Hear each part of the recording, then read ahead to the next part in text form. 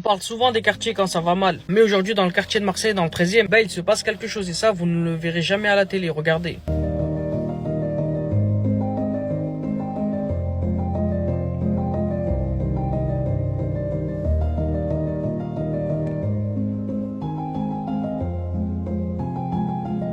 Il y a des jeunes du quartier qui ont décidé de agir et pas pour faire du bruit. On voit balai à la main, sac poubelle. Ils ont carrément nettoyé le quartier et ses alentours. Là, franchement, ce n'est même pas pour l'image ou pour de l'argent, hein, mais juste par respect envers les habitants et pour tout le quartier. À savoir, ces jeunes font partie du collectif les jeunes des Oliviers. Ils montrent une chose carrément simple, qu'ils aiment leur quartier et qu'ils n'abandonnent pas. Franchement, respect à eux, respect à leur engagement. Et surtout, ça inspire d'autres jeunes parce qu'on a besoin de ça aujourd'hui et demain. Et ça, bizarrement, on n'en parle jamais à la télé. Mais quand c'est pour leur coller une étiquette ou dès qu'ils expriment leur colère, là, directement, ça fait la une de tous les médias. Bref, en tout cas, c'était mon avis.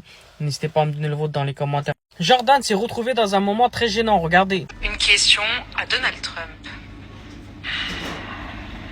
Où est-ce qu'il trouve toute cette énergie aussi? Bon, répétez là, hein. Là, un petit manque d'imagination. Elon Musk. Un tirage de pompe, ça fait Il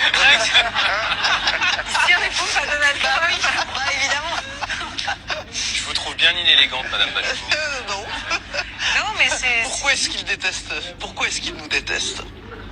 Je lui ai demandé une question simple, qu'est-ce que vous diriez à Trump? Là, franchement, il ne sait même pas quoi répondre. Franchement, 133 000 € de coaching pour finir comme ça. Roselyne Bachelot et tout le plateau, rigolent un peu. Et franchement, ce n'est pas par méchanceté. Ce Bardella, on ne le voit pas sur les plateaux de CNews ou BF. Bah, carrément, ça enchaîne des textes propres, phrases bien apprises, tout est carré. Mais ici, bizarrement, ça finit par craquer. Imaginez demain à la tête du pays, à un sommet G7 ou G20. À savoir, là-bas, personne ne te prépare tes questions. Là-bas, clairement, tu dois répondre très très vite. Face à des dirigeants qui ne te feront aucun cadeau. Imaginez Bardella devant Trump, Poutine, Xi Jinping, franchement, un malaise à l'international. Franchement, ce n'est pas une critique, c'est juste la réalité.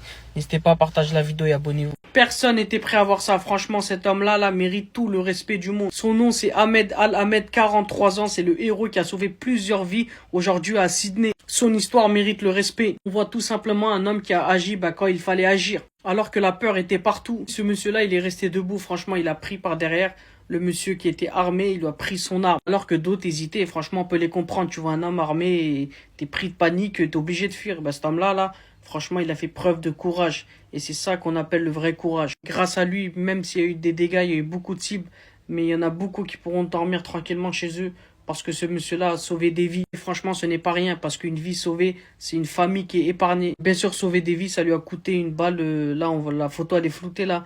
Mais il a été blessé. Là, franchement, peu importe d'où il vient, peu importe son nom, il nous a montré tout simplement que l'humanité passe avant tout. Actuellement, il est hospitalisé et reçoit des soins en urgence.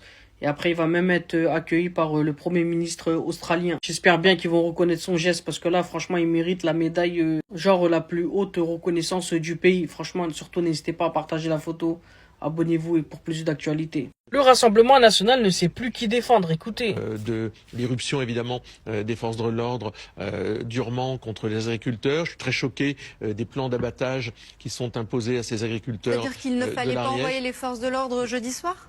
Non mais vous voyez bien que ce qui est ressenti, vécu ou compris par beaucoup de Français dans leur télévision quand on voit la police chargée sur les agriculteurs. Premièrement, l'extrême droite découvre les violences policières. Ça, franchement, c'est surprenant quand on connaît leur discours habituel. Toujours axé sur l'ordre et le soutien conditionnel aux forces de l'ordre. Ça, franchement, même quand il y a des abus. Et bizarrement, quand la colère touche le monde paysan, t'as le ton qui change brutalement. Franchement, j'accuse pas, mais j'ai l'impression qu'on cherche un peu le vote agricole. Alors, on essaie d'ajuster un peu le discours. Franchement, ce n'est pas une prise de conscience, hein, mais c'est pour moi un calcul politique. Parce que le Rassemblement national ne sait plus très bien qui défendre, même ni à qui parler. Après, franchement, on entend beaucoup de déclarations sur les plateaux télé. Mais il faut se dire la vérité, sur le terrain, il n'y a personne. Pas de déplacement, pas de présence réelle. Juste des réactions à distance bien installées devant une caméra. En tout cas, gros soutien à nos agriculteurs. J'espère qu'ils seront tous entendus.